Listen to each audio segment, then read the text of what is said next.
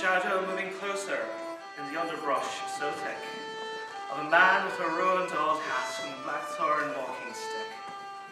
A dark figure from a distance with an unsteady, weary look, walking like a scarecrow who had come down off his hook.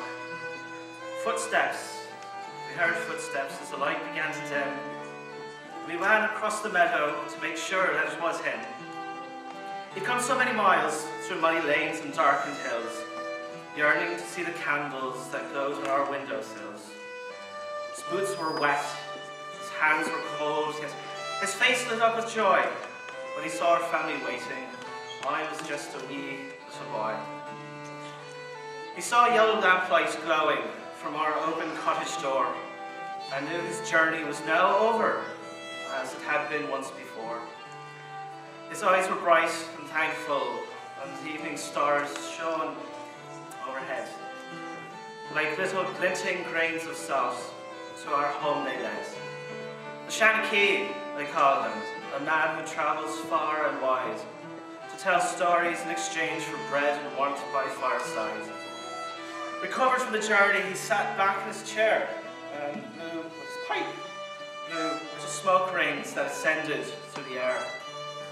The neighbours came to our cottage and children sat in awe, and I listened and I loved him as though he were my own grandpa.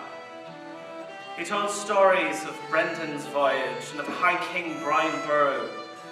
He talked about a lonely seal that swam the ocean blue. He spoke of history and mystery and rainbows in the fields, of castles and Vikings and warriors with shining swords and shields. He told us about the hard times and of how our people wept, and about a giant who walked to Scotland with thunder in his step. The Shanachie was endearing. We could not let him go away.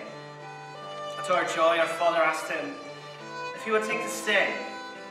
I'll stay here for a while, but it would fill my heart with glee to see the young ones clear the furniture and do a dance for me. So grab your guitar, your whistle, on fiddle, and let the music start, while I let the fire warm my hands and your dancing warm my heart.